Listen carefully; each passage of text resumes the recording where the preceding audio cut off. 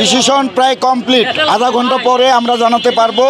মোটামুটি এখন একেবারেই সিনেমা আনকাট রিলিজ পাচ্ছে। এটা বরবাদ এটা যে দৃশ্যগুলো নিয়ে তাদের আপত্তি ছিল সেখানে তারা কিছুটা ব্লার করে দিয়েছে, এটুকুই আর কি।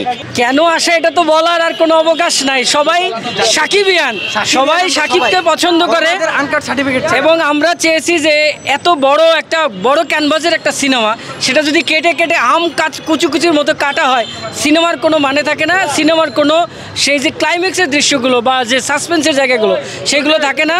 আমরা শুধু চেয়েছি যে আনকাট সেন্সর। ঈদ উল ফিতরে বেশ কয়েকটা ছবি মুক্তি পাবে, তার মধ্যে শাকিব খানের একটা বরবাদ।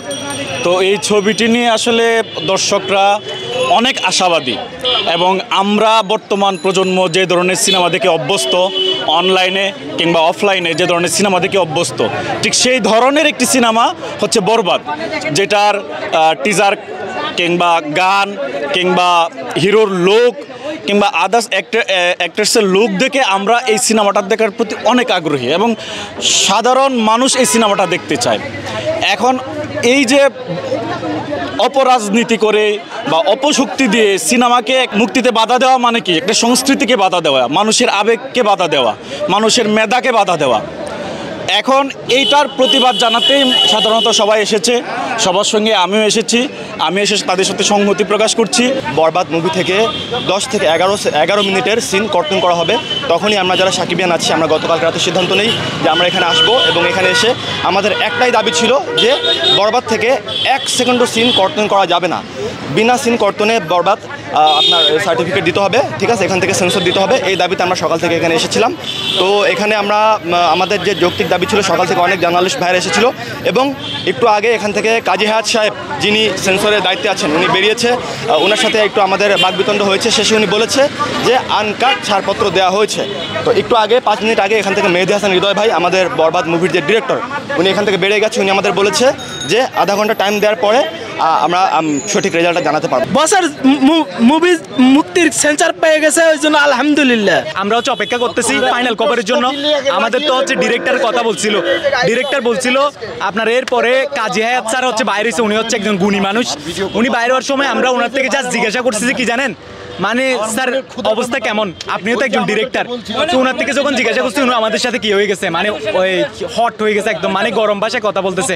তো আমাদের একজনের যখন গাড়ির সাথে ধাক্কা লাগছে উনি আমাদেরকে ডায়লগ দিচ্ছে, বলতেছে আমার ছেলে মারো বেরো হচ্ছে লোক আছে।